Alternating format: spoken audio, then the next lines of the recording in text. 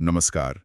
आज हम बात करेंगे सआदत हसन मंटो की एक बहुत ही जानी मानी और अक्सर विवादों में रही कहानी ठंडा गोश्त पर। ये कहानी हमें एक श्रोता ने भेजी है और इसके जरिए हम मंटो साहब के लेखन की जो ताकत है और उस दौर की जो मुश्किलें थीं उनको समझने की कोशिश करेंगे। आज का हमारा मकसद है इस कहानी की, आप कह सकते हैं, परतें खोलना। हम ईशर सिंह और कुलवंत कौर के रिश्ते को देखेंगे, कहानी में जो तनाव है, जो रहस्य है, उसे समझेंगे। और हाँ, अंत में उस चौंकाने वाले मोड़ पर भी बात करेंगे जिसने इस कहानी को इतना यादगार बना दिया है। चलिए शुरू करते हैं। कहानी शुरू होती है रात के 12 बजे। माहौल में काफी तनाव है। ईशर सिंह कई दिनों बाद लौटा है और उसकी प्रेमिका कुलवंत कौर दरवाजे की चटखनी बंद कर देती है। उसके मन में शक है, सवाल है, लेकिन कमरे में एक अजीब सी खामोशी है। जरा उस पहले सीन को देखें। होटल का कमरा, आधी रात और कुलवंत कौर। मंटो ने कुलवंत का जैसा हुलिया बताया है वो भी बड़ा दिलचस्प है। तेज आंखें, भरा हुआ जिस्म, चौड़े कूल्हे, थल थल करता गोश्त, उभरा हुआ सीना, होठों पर बालों की हल्की सी लकीर। उसकी पूरी पर्सनैलिटी से एक दबंग धड़ल्ले वाली औरत का एहसास होता है। और दूसरी तरफ है ईशर सिंह, कोने में चुपचाप खड़ा है, हाथ में कृपाण लिए जैसे ख्यालों में गुम हो। पगड़ी ढीली है, हाथ भी कांप रहे हैं। हालांकि डील डॉल से वो कुलवंत के लिए ठीक मर्द लगता है, पर उसका ये अंदाज कुछ ठीक नहीं लग रहा। ये सिर्फ थकावट तो नहीं लगती। हाँ, बिल्कुल। यहाँ ये बात गौर करने वाली है कि किरदारों के बीच का जो तनाव है ना, वो शुरू से ही बहुत साफ है। ईशर सिंह का रवैया सिर्फ थकान नहीं है, वो किसी गहरे मानसिक बोझ, किसी अंदरूनी कश्मकश का साफ इशारा है। और कुलवंत कौर की बेचैनी भी सिर्फ इंतजार की नहीं है, उसमें गहरा शक छुपा हुआ है। उसके सवालों में चिंता तो है, पर शक की तलवार भी लटक रही है, साफ दिखता है। कुलवंत की आवाज आती है फिर, ईशर सिंह यहाँ कहाँ रहे तब इतने दिन? और ईशर सिंह का जवाब देखिए, कितना टालने वाला है, मुझे मालूम नहीं। और वो थका हारा सा पलंग पर लेट जाता है। इस चुप्पी का क्या मतलब निकाला जाए? देखिए, यही तो कहानी का सस्पेंस बनाता है। उसकी चुप्पी कई सवाल खड़े करती है। कुलवंत थोड़ी नरमी भी दिखाती है, उसके माथे पर हाथ रखती है। तब ईश्वर सिंह की आवाज में दर्द सा उभरता है जब वो कहता है कुलवंत। लेकिन अगले ही पल वो जैसे सब नॉर्मल करने की कोशिश करता है। उसके कूल्हे पर धौल जमाता है, उसके बाल संवारता है, जैसे कुछ हुआ ही ना हो। हाँ, ये एक तरह की डिफेंस मैकेनिज्म लगती है, जैसे वो असल मुद्दे से बचना चाह रहा हो। मगर कुलवंत का शक तब और गहरा हो जाता है जब वो ईशर सिंह का जर्द पीला पड़ा चेहरा देखती है। वो सीधे पूछ लेती है, जरूर कुछ दाल में काला है। ईशर कसम भी खाता है, पर मंटो लिखते हैं कि उसकी आवाज में जान नहीं थी। बिल्कुल, वो कसम भी बेअसर लगती है। कुलवंत को यकीन नहीं होता। इसके बाद जो होता है वो बड़ा अजीब है। ईशर सिंह जैसे हताशा में कुलवंत को रिझाने लगता है। उसे बाजुओं में भरता है, नोचता कसोटता है। पंजाबी में कहता है, खट खट पा जफियां तेरी निकले हड्डां दी गर्मी। यहां तक कि ताश की बाजी का जिक्र छेड़ देता है। वो हर तरह से कुलवंत को उत्तेजित करने की कोशिश करता है और कुलवंत उत्तेजित होती भी है। कहानी में लिखा है, तेज आंच पर चढ़ी हुई हांडी की तरह उबलने लगी। लेकिन यहीं एक पेच है। हाँ, ये शारीरिकता बहुत अहम है, पर सवाल ये उठता है कि क्या ये वाकई जुनून है? शायद नहीं। ऐसा ज्यादा लगता है कि ये ईशर सिंह की अपनी अंदरूनी उथल-पुथल से ध्यान भटकाने की कोशिश है, या शायद खुद कुछ महसूस करने की एक बेकरार, लगभग हिंसक कोशिश। कहानी में जिस तरह उसकी आक्रामकता का जिक्र है, जिस तरह बकरे की खाल उतारते हैं और फिर उसकी अपनी उत्तेजना पैदा करने में पूरी नाकामी, उन तमाम हीलों के बावजूद खुद में हरारत पैदा ना कर सका, ये एक गहरे अंदरूनी विरोधाभास की तरफ इशारा करता है। वो बाहर से सब कर रहा है, पर अंदर से वो जैसे बुझ चुका है। हाँ, अंदर से खाली हो चुका है। और यहीं से कहानी एक बहुत ही सनसनीखेज मोड़ लेती है। जब ईशर सिंह पूरी तरह नाकाम रहता है, कुलवंत कौर का सब्र टूट जाता है। उसका शक और गुस्सा दोनों एक साथ फट पड़ते हैं। वो कहती है, ईशर सैया काफी फेंट चुका है, अब पत्ता फेंक।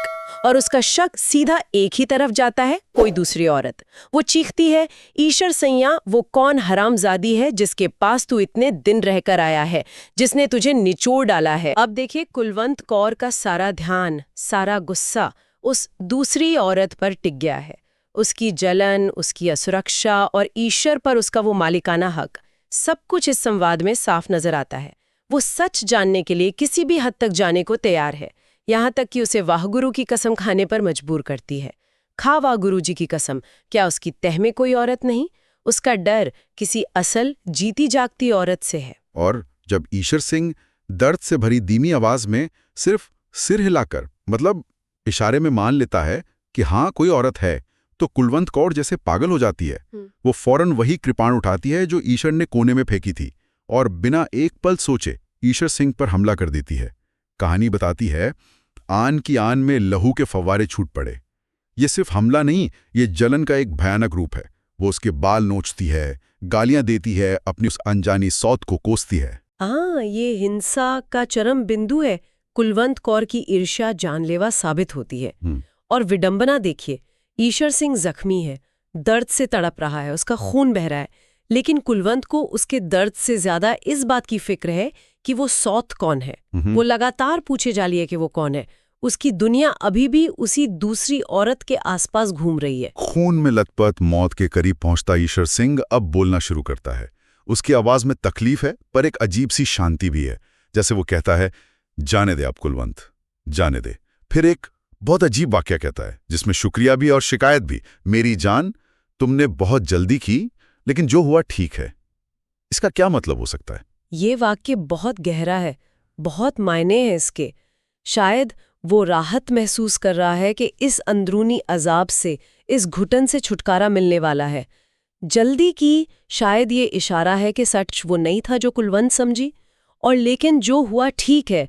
शायद मौत उसे उस जिंदगी से बेहतर लग रही है जिसमें वो जी रहा था, उस बोझ के साथ। है कैसे उसने 6 लोगों का कत्ल किया इसी कृपाण से। फिर बताता है कि उसे एक बहुत खूबसूरत लड़की मिली। उसे मारने के बजाय वो उसे साथ ले आया। उसके मन में ख्याल आया था, कुलवंत कौर के तो हर रोज मजे लेता है, ये मेवा भी चख देख। और अब आता है कहानी का वो हिस्सा जो सच में रोंगटे खड़े कर देता है, जो पाठक को एकदम सुन्न कर देता है। ईशर सिंह बताता है कि वो उस लड़की को नहर की पटरी के पास झाड़ियों में ले गया, उसे लिटाया और फिर उसकी जबान लड़खड़ाने लगती है। पहले सोचा कि फेंटूं, लेकिन फिर ख्याल आया कि नहीं। कुलवंत कौर पूछती है, फिर क्या हुआ? और तब ईशर सिंह का आखिरी खुलासा आता है, हाँफती हुई मरती हुई आवाज में, जो कहानी के शीर्षक को उसकी पूरी भयावहता के साथ सामने लाता है।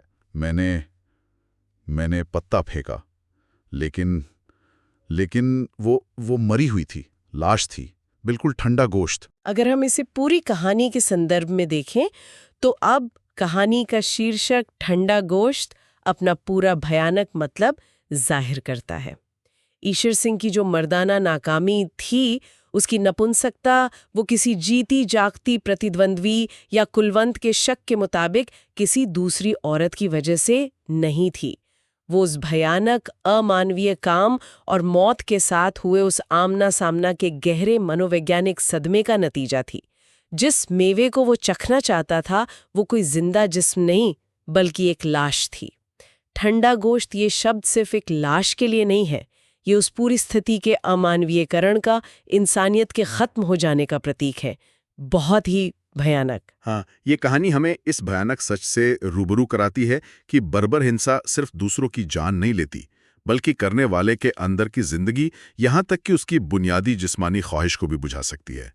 उसे असल मौत से पहले ही एक तरह का ठंडा गोश्त बना सकती है। बिल्कुल। और कहानी का अंत भी उतना ही सर्द और प्रतीकात्मक है। मरता हुआ ईशर सिंह कहता है, जानी मुझे अपना हाथ दे।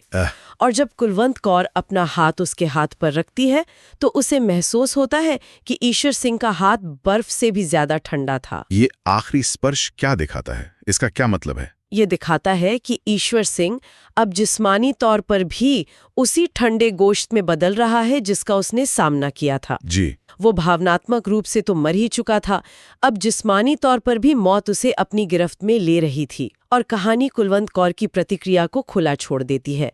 हमें नहीं पता चलता कि उस बर्फीले हाथ को छूकर, उस भयानक सच को जानकर उसने क्या महसूस किया, क्या सोचा। ये खामोशी, ये अनकहापन पाठक के जहन पर एक गहरा, परेशान करने वाला असर छोड़ जाता है। तो इन सब बातों का निचोड़ क्या निकलता है? हमने देखा कि ये कहानी बंटवारे जैसी उथल-पुथल के वक्त होने वाली हिंसा, वासना, मनोवैज्ञानिक आघात और इंसान के अंदर छुपी हैवानियत को बहुत ही बेबाकी से सामने लाती है।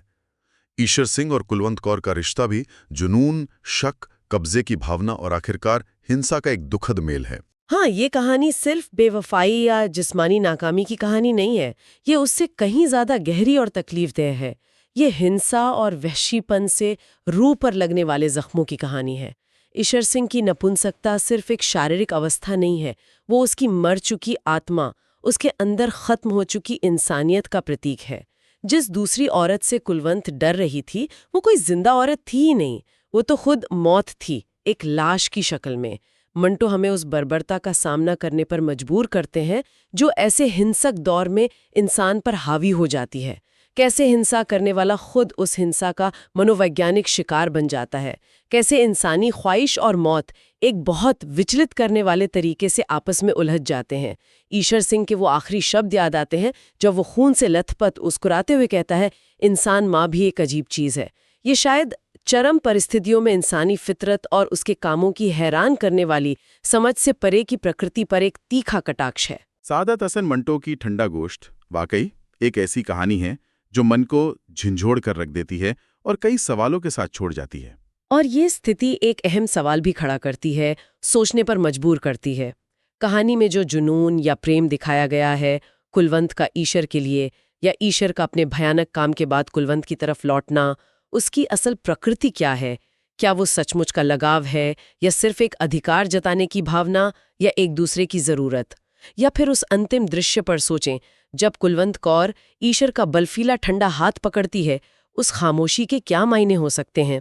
क्या उसमें पछतावा है, खौफ है, नफरत है या वो सुन्न हो गई है? ये ऐसे सवाल हैं जो कहानी खत्म होने के बाद भी हमें मानवीय व्यवहार और रिश्तों की जटिलताओं पर सोचने के लिए मजबूर करते हैं। इस गहरी और विचलित करने वाली कहानी के विश्लेषण में शामिल होने के लिए बहुत शुक्रिया।